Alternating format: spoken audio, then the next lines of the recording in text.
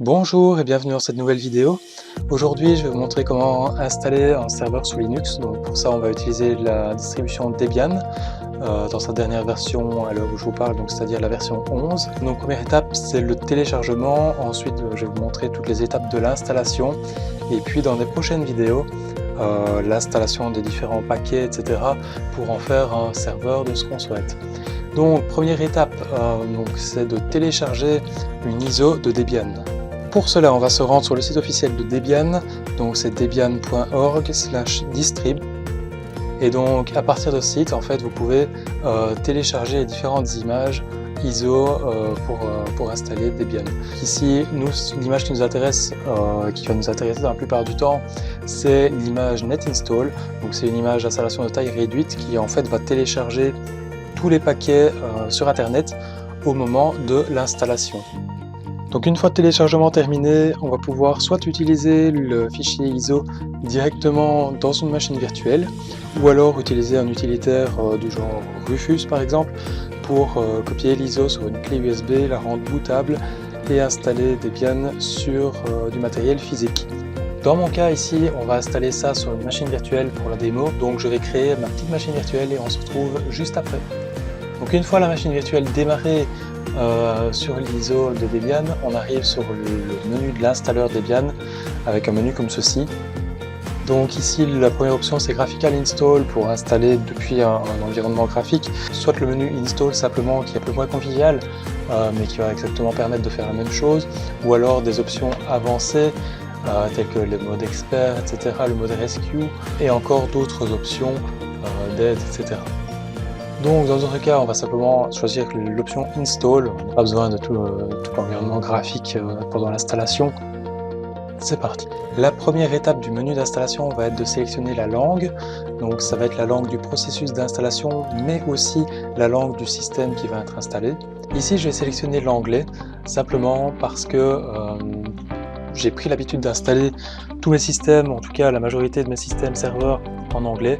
Parce que quand il y a une erreur, il y a un message d'erreur, et quand on cherche sur internet avec le message d'erreur en anglais, il y a souvent plus de résultats qu'en français.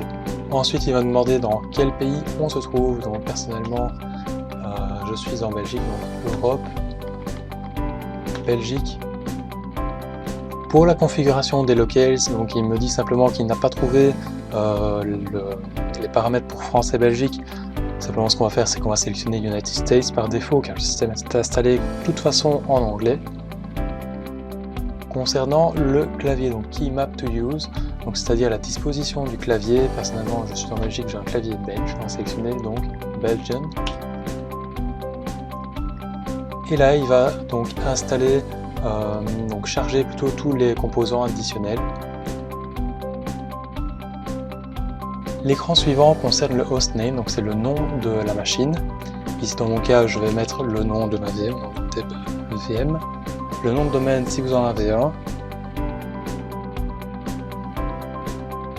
Et ensuite vient l'étape du mot de passe. Donc le mot de passe root, c'est-à-dire donc le compte root, pour ceux qui ne le savent pas, c'est le compte super utilisateur, donc il va avoir en gros tous les droits sur votre installation, sur votre système. Ici pour l'installation, je vais mettre un mot de passe facile. De toute façon, on pourra le changer par la suite. Ensuite, donc, je fais Enter, comme tout à l'heure, pour passer à l'écran suivant qui nous demande de vérifier le mot de passe. Donc, on retape la même chose. Si je me trompe, ça ne va pas aller. Pareil, suivant. Et là, il nous demande maintenant le nom du compte utilisateur qu'il va devoir créer. Le username, même chose. Et donc ici, ça va être le mot de passe pour l'utilisateur.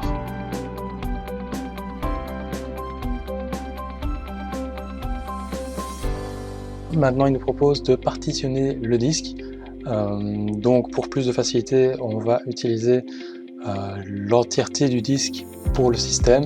S'il faut, ensuite, on attachera d'autres disques durs virtuels dans notre cas, mais je vous montrerai ça dans d'autres vidéos. Concernant le schéma de partitionnement, ici, donc, on va utiliser la première option qui est en fait de tout mettre dans la même partition. Au niveau de la gestion, c'est beaucoup plus facile. Ensuite, vous pourrez de toute façon mapper d'autres répertoires sur d'autres disques si nécessaire. Ensuite, il nous montre un petit résumé de ce qu'on a sélectionné. Donc ici, on va avoir la partition primaire qui va être de 41,9 Go et ensuite une petite partition logique de swap de 1 Go. On sélectionne ici la dernière option, donc Finish, simplement pour valider la modification et l'écrire sur le disque.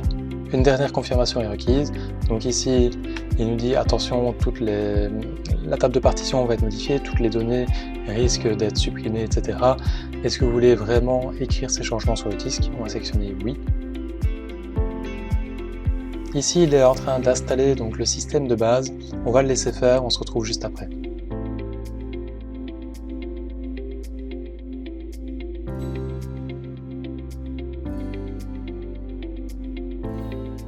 À la fin de l'installation, il risque de vous afficher une fenêtre comme ceci, qui demande simplement si vous voulez scanner un autre média d'installation pour installer des drivers plus poussés, etc.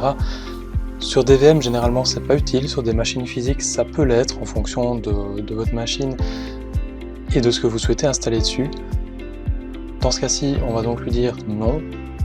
Ici, il nous demande depuis quel dépôt il doit aller rechercher les paquets, etc. pour continuer l'installation.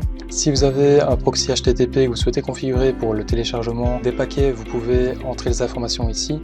Dans mon cas, je n'en ai pas, je laisse blanc. Là, il télécharge automatiquement la dernière version de tous les paquets. Ça peut prendre quelques minutes en fonction de votre connexion Internet.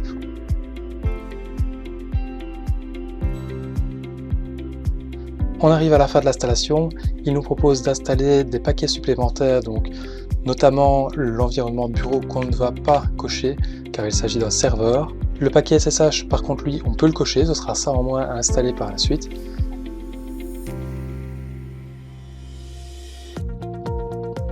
À un moment donné, il va vous demander si vous souhaitez installer Grub Bootloader, qui est en fait le gestionnaire de démarrage qui va permettre de démarrer l'ordinateur ou la VM sur Debian. On va bien sûr sélectionner oui pour l'installer.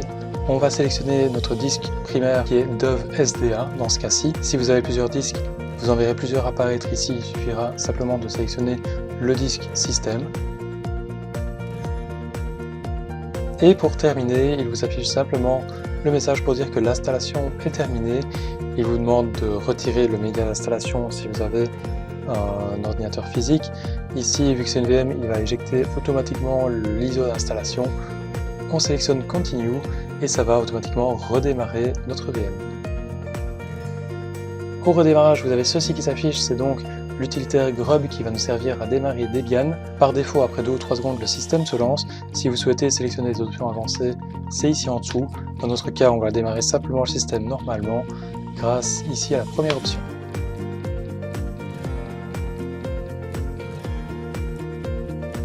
Une fois le système démarré, vous arrivez ici sur le prompt de login où vous pouvez vous connecter avec votre utilisateur et le mot de passe qu'on a ici entré à l'installation.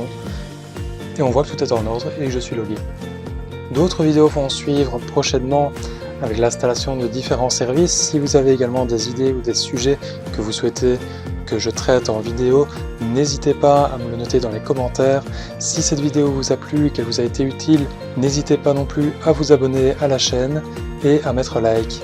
Merci à vous et à bientôt pour d'autres vidéos.